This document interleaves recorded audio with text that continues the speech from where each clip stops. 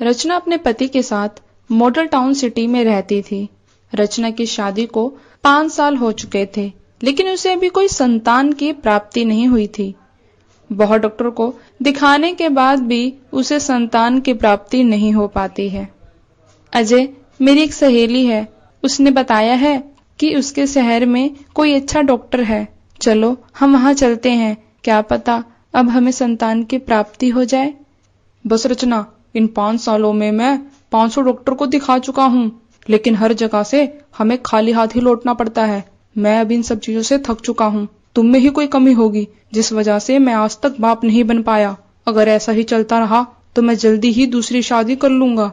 नहीं नहीं, ऐसा मत बोलिए। मैं कोशिश तो कर रही हूँ ना, हर डॉक्टर के पास जाती हूँ, लेकिन कोई भी मेरी बीमारी का पता नहीं लगा पाता। मैं क्या करूँ, भगवान भी मेरी नहीं सुनते। अजय वहां से चला जाता है। रचना अजय की बात सुनकर बहुत दुखी हो जाती है।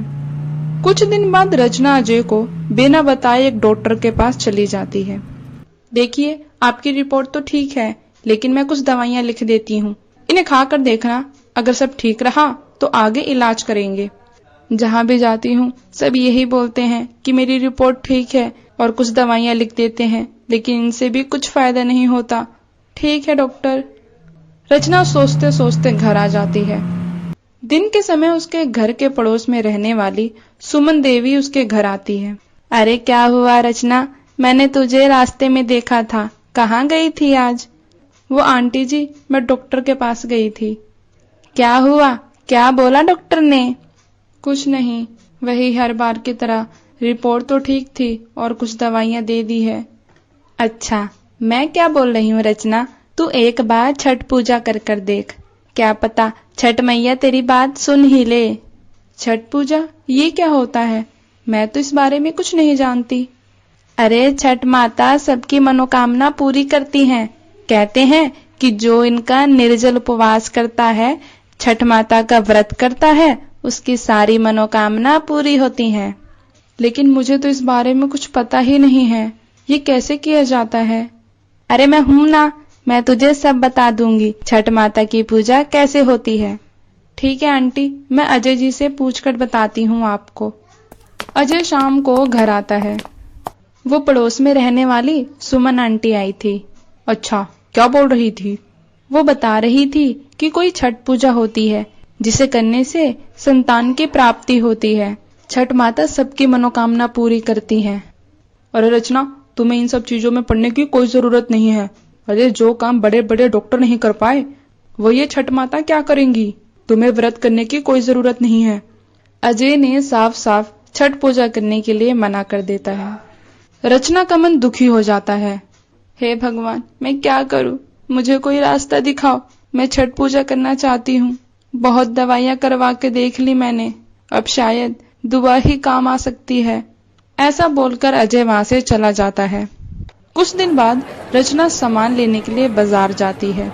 वहां उसे सुमन देवी मिल जाती है। अरे क्या हुआ रचना, तूने अपने पति से पूछा छठ पूजा के लिए? हाँ आंटी जी, लेकिन उन्होंने मना कर दिया। मेरा तो बहुत मन है करने का, पर अब क्या करूं? अरे शायद अजय को छठ पूजा की शक्तियों का ज्ञान नहीं है। कोई बात नहीं, मैं शाम को तेरे घर आऊंगी, मैं बात करती हूँ अजय से।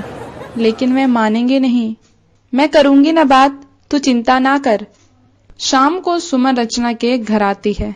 अजय, तुझे रचना ने छठ पूजा के बारे में बताया होगा?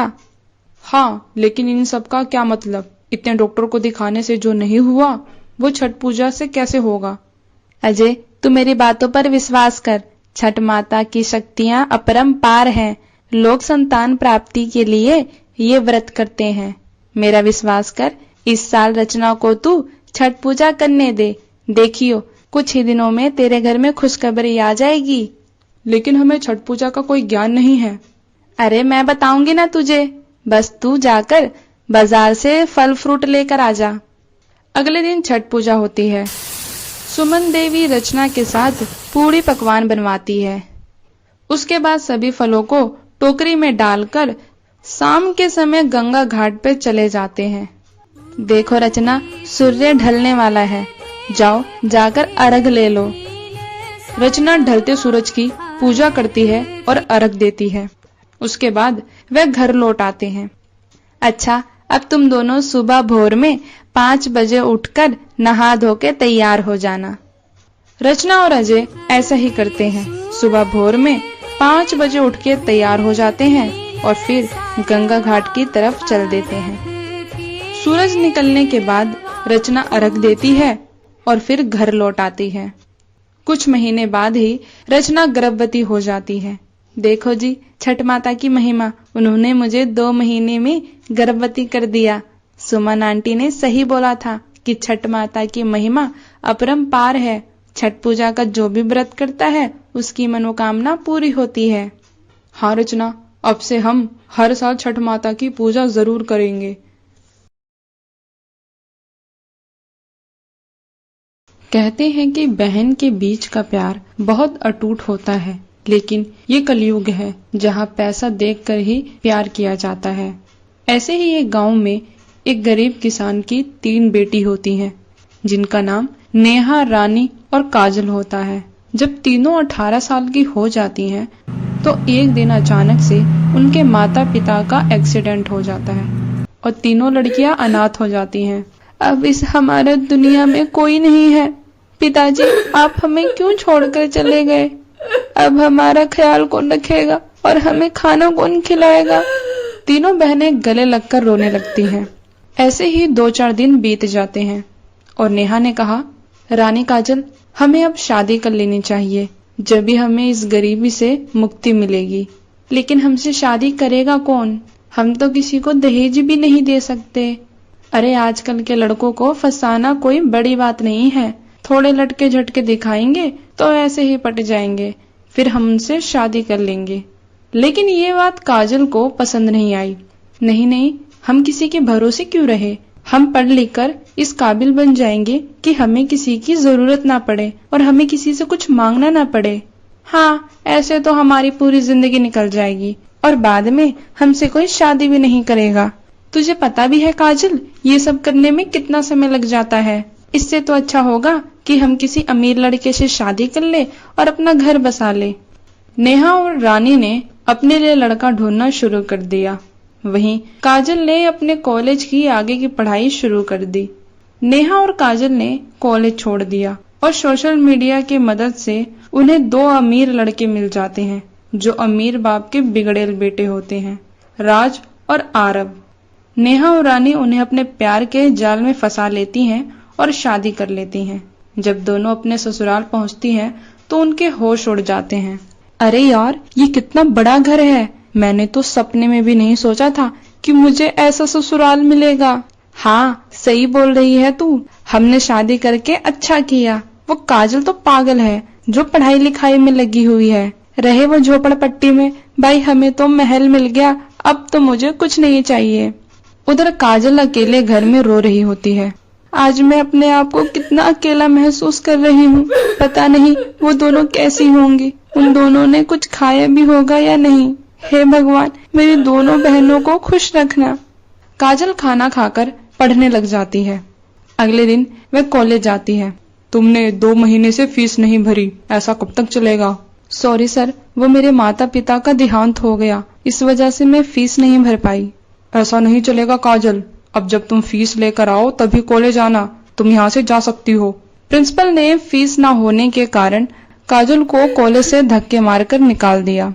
हे भगवान, मैं तो पढ़ लिख कर अपना करियर बनाना चाहती थी, लेकिन शायद इस दुनिया में पैसा ही सब कुछ है।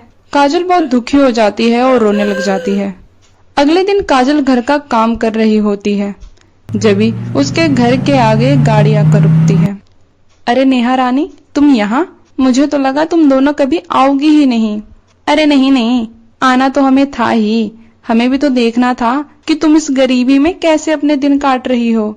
ये क्या बोल रही हो नेहा? हमने तो बचपन से ही ये गरीबी देखी है, तो अब कुछ नया क्या है मेरे लिए?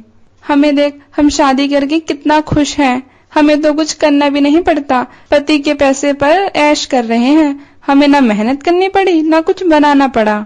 अच्छी बात है नेहा। वैसे आज तू कॉलेज नहीं गई? वो मैं कॉलेज की फीस नहीं भर पाई, इसलिए प्रिंसिपल ने मुझे कॉलेज से निकाल दिया। मुझे तो पहले ही पता था कि तेरे साथ यही होगा। कर ले जो करना है, भाई हम तो अपने पति के पैसों पर ही खुश हैं। वो दोनों वहां से चली जाती हैं। काजल को अपना पेट पालना था, इसलिए वह एक राशन की दुकान पर काम करने लग जाती है। ऐसे ही काजल 6 महीनों तक उस राशन की दुकान पे काम करती है। एक दिन काजल पढ़ाई कर रही होती है और अचानक से उसके घर की लाइट चली जाती है। हे भगवान, ये लाइट कैसे चली गई? फिर उसे याद आता है कि उसने 2 महीने से बिजली का बिल नहीं भरा। हे भगवान, मैंने तो 2 महीने से बिजली का बिल ही नहीं भरा, अब मैं क्या करूं? जब उसे ख्याल आता है कि उसके घर के पास में ही माँ दुर्गा का मंदिर है, जहाँ पर एक लाइट हमेशा ही जलती रहती है, वह वहां जाती है और पढ़ाई करने लगती है। पढ़ते पढ़ते वह वहीं सो जाती है। सुबह मंदिर का पुजारी वहां आते हैं। अरे पंडित जी, आप यहाँ, आपने मुझे उठाया क्यों नहीं? अरे बेटी, तुम शायद पढ़ते पढ़ते यहाँ पर सो गई थी, तो मैंने इसलिए तुम्हें उठाया नहीं। वैसे तुम यहाँ कैसे? काजल पुजारी जी को पूरी बात बताती है। बेटी, तुम यहाँ रह सकती हो, मैं तुम्हारे रहने खाने पीने का इंतजाम करवा दूंगा। उधर रानी और नेहा के पति के साथ झगड़े होने शुरू हो जाते हैं। छोटी छोटी बातों पर दोनों के बीच में बहुत ही झगड़ा बढ़ जाता है और झगड़ा इतना बढ़ जाता है कि भाई, मैं तो रानी से बहुत परेशान हो गया हूँ, इनकी तो डिमांडें खत्म ही नहीं होती।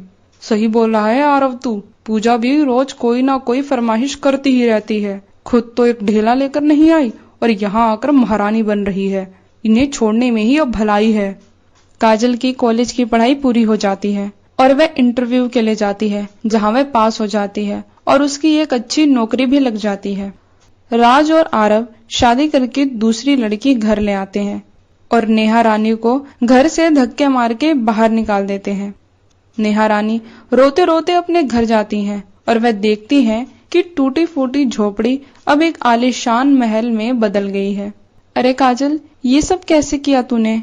नेहा, जब तुम शादी के सपने देख रही थी, जब मैं अपने सपने पूरे करने में लगी हुई थी, ये सब मेरी मेहनत का नतीजा है। हम गलत थे काजल, हमने सोचा कि पति के पैसे पर पूरी जिंदगी राज करेंगे, लेकिन हम दोनों गलत थे। उन दोनों लड़कों ने हमें घर से धक्के मार के बाहर निकाल दिया। तुम सही थी काजल। कोई बात नहीं नेहा, ये घर भी तो तुम्हारा ही है, तुम यहाँ खुशी खुशी रह सकती हो, हम तीनों साथ में खुशी से रहेंगे। नेहा और रानी को समझ आ जाता है कि खुद की मेहनत से कमाई हुई चीज जिंदगी भर सुख ही देती है। हेलो दोस्तों, ऐसे ही मजेदार वीडियो के लिए मेरे चैनल को सब्सक्राइब करें और वीडियो अच्छी लगे तो वीडियो को लाइक करें।